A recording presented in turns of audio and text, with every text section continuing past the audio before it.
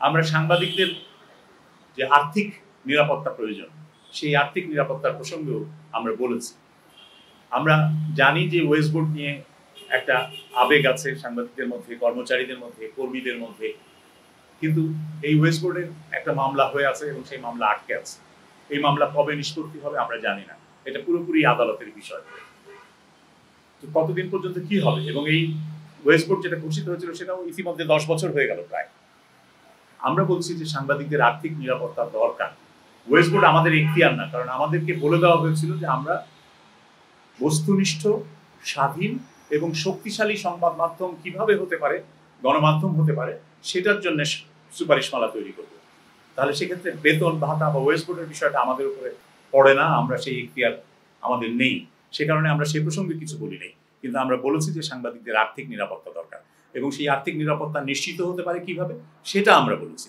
আমরা বলেছি যে বিসিএস ক্যাডার সার্ভিসে যে প্রবেশের যে জায়গাটা, সেই ইকুয়াল লেভেলে, অর্থাৎ বিসিএস ক্যাডার সার্ভিসের 9ম গ্রেডের যে বেতন স্কেল, সেই বেতন স্কেলের সাথে সঙ্গতি রেখে সাংবাদিকদের এন্ট্রি লেভেলের বেতনটা হতে হবে। সারা দেশেই এটা হতে হবে। এবং ঢাকায় যেহেতু ব্যয়, জীবনযাত্রার ব্যয় বেশি, সুতরাং ঢাকায় ঢাকা ভাতা একটা যোগ করতে হবে। সারা দেশের সাংবাদিকরা যে বেতন ভাতা পাবেন তার সাথে যুক্ত হবে ঢাকা ভাতা। এটা নির্ধারণ করবেন সরকার, সংবাদ মাধ্যমের বিভিন্ন পক্ষ, তারা মিলেমিশে এই ভাতা কি পরিমাণ হতে পারে বা ঢাকা ভাতাটা কি হতে পারে সেগুলো তারা নির্ধারণ করবে। আমরা এটুকু পর্যন্ত বলেছি।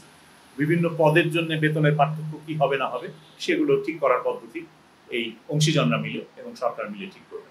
কিন্তু আমরা ন্যূনতম গ্যারান্টির কথাটা বলেছি যে এই গ্যারান্টিটা দরকার সারা দেশে সাংবাদিকদের, যাতে তারা তাদের মানসম্মত জীবনযাপন করতে পারে এবং দুর্নীতি এইখানে যেন ঢুকে পড়তে না পারে।